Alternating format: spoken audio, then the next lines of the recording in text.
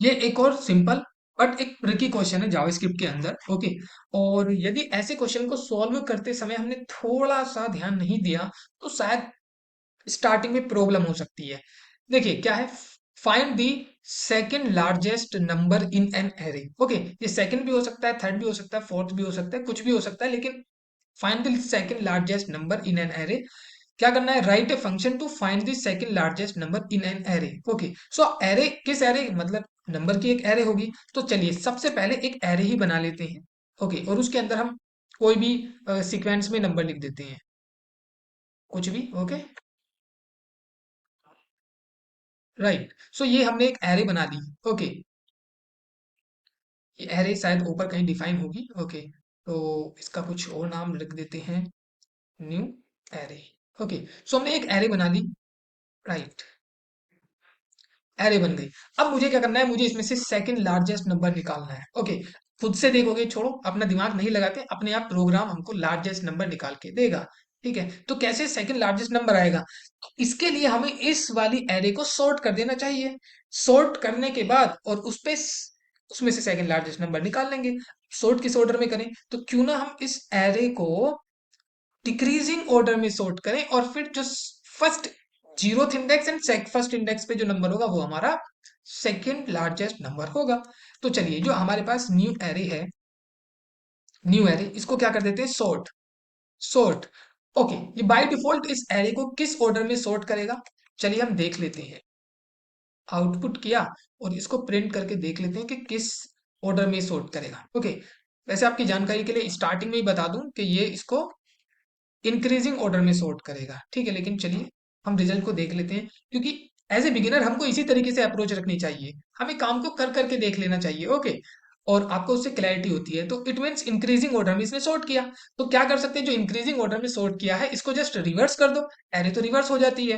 Right, सो इसको यहाँ पे हम रिवर्स कर सकते हैं, dot reverse, reverse, and reverse करने के बाद अब इसको एग्जीक्यूट करो।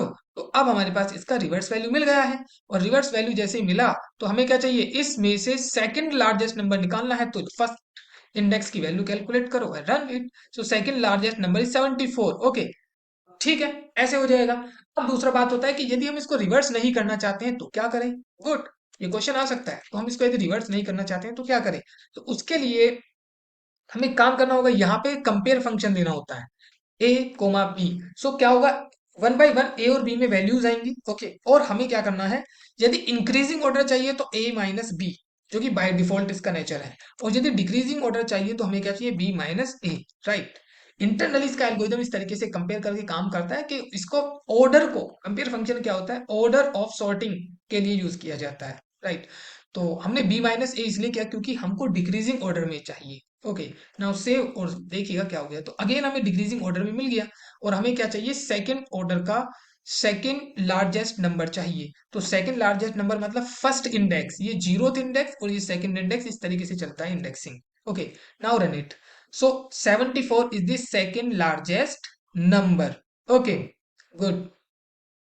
लेकिन यदि हमारी इस एरे के अंदर क्या हो जाए कि यहाँ पे मैं 85 को फिर से लिख दूं, 85 को फिर से लिख दिया। ठीक है, और अब मैंने इसमें चेकिंग की तो क्या आ रहा है, सेकंड लार्जेस्ट नंबर 85। नहीं यार, 85 तो पहला भी है। सो 85 तो इसके अंदर पहला कहते हैं ना कि भाई इसमें से सेकंड लार्जेस्ट नंबर कौन है, तो ऐसा थोड़ा नहीं है कि सर 85 85 नहीं। हाँ देखिएगा, सीक्वेंस में देखें तो 85 के बाद दूसरा 85 आएगा, फिर 74 आएगा। ठीक है, देखिएगा, इसको हटा देते हैं अभी के लिए। देखिएगा, एक 85 आया, एक 85 आया। ठीक है, तो आते हुए सीक्वेंस बाय सीक्वेंस है, बट हम इसको ये नहीं कह सकते, हम ये कहेंगे हाँ ये सेकंड पोजीशन पे है, but it is not the second largest number. Second largest number है अपना 74, तो हमें 74 चाहिए, तो हम क्या कर देंगे, 2 कर देंगे। ओके, मतलब इंडेक्स 2 पे हमारे पास 74 है, मान के चलेगा 85 एक और हुआ। तो इट मीन्स अब हम यहाँ पे डिसाइड नहीं कर सकते, तो हमें कुछ करके ऐसा करना पड़ेगा कि जितने भी डुप्लीकेट्स हैं उनको उड़ा दो भाई, डुप्लीकेट्स की हमें कोई जरूरत नहीं है। ओके, यदि आपने प्रीवियस प्रॉब्लम सोल्व की होगी तो डुप्लीकेट को कैसे रिमूव करते हैं वो मैंने सिखाया है, ये रहा, ये इनबिल्ट कंसेप्ट यूज करके। क्योंकि अब कॉम्प्लेक्स बन गई ना चीज, कॉम्प्लेक्स बन गई थोड़ी सी, ये एक प्रॉब्लम है। लेकिन इसमें से हमें डुप्लीकेट्स को हटाना है। तो डुप्लीकेट्स को हटाने के लिए जो ऊपर मैंने थोड़ा लॉन्ग लेंदी प्रोसेस बताया था, इसको यूज करोगे तो नीचे वाली प्रॉब्लम और ज्यादा लेंदी हो जाएगी। तो इसीलिए जावास्क्रिप्ट हमें बहुत सारे इनबिल्ट मेथड्स देता है, जिनका यूज करके हम उनको आसानी से मतलब यूज में ले सकते हैं, right. It means it means duplicate को रिमूव करने के लिए केवल हमें ये चीज लिखनी है, हमारी एरे डुप्लीकेट्स को रिमूव कर देगी। Okay, that's it. तो अब हमें क्या करना है, ये जो नई एरे है इसमें से डुप्लीकेट्स को रिमूव करना है। तो इसमें से डुप्लीकेट्स को रिमूव करने के लिए हम यहाँ पे क्या करेंगे, यहाँ एक नई एरे बनेगी, ठीक, और उसमें से सारी वैल्यूज को बिखेर देंगे, और यहाँ न्यू कीवर्ड लगाएंगे, और यहाँ सेट लिखेंगे, राइट, और उसके अंदर इस नई जो प्रीवियस एरे है उसको पास कर देंगे, ठीक है। तो यहां से अब हमारे पास सारे डुप्लीकेट्स हट चुके होंगे, देखा, 185 और दिस। और अब हमें क्या चाहिए, सेकंड लार्जेस्ट नंबर चाहिए। तो हम यहाँ पे लिख देंगे फर्स्ट इंडेक्स का वैल्यू। अब चाहे इसके अंदर कितने भी 85 हो, कोई नंबर कितनी भी बार हो, एकदम करेक्ट सेकंड लार्जेस्ट नंबर निकाल के देगा। समझ में आई। इसीलिए है बेसिक प्रॉब्लम को सॉल्व किया। बेसिक कंसेप्ट आपको पता है, चलो एक बार को आपने प्रॉब्लम भी नहीं उतने सीख रखे, लेकिन यदि आपको बेसिक कंसेप्ट भी पता है तो भी आप समझ सकते हो कि हाँ यहाँ पे एक्चुअल कैसे वर्किंग हो रही है, राइट। और अब हमें क्या करना है, हमें इसका एक फंक्शन लिखना है, तो चलिए फंक्शन भी लिख देते हैं। फंक्शन सेकंड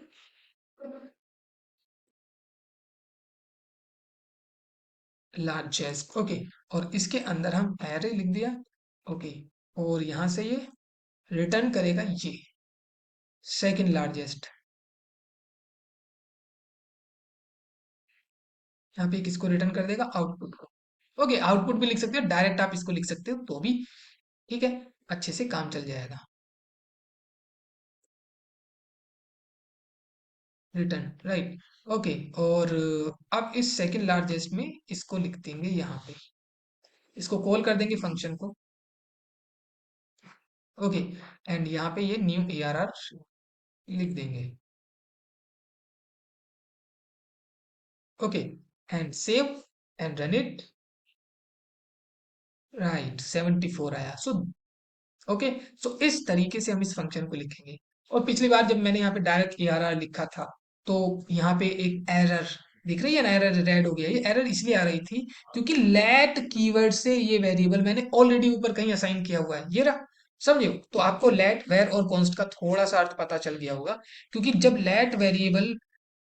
लेट कीवर्ड की हेल्प से आपने कोई वेरिएबल पहले ही कहीं पे ओके डिक्लेयर किया हुआ है, ठीक है, डिफाइन किया हुआ है, तो आप अगेन उसको डिफाइन नहीं कर सकते। लेकिन यदि हम इसको वेर से डिफाइन कर दें, सो हम इसको नाउ री डिक्लेयर कर सकते हैं, चाहे लेट से कर लो, चाहे वेर से कर लो, फिर किसी से भी कर लो, कोई एरर नहीं आएगी।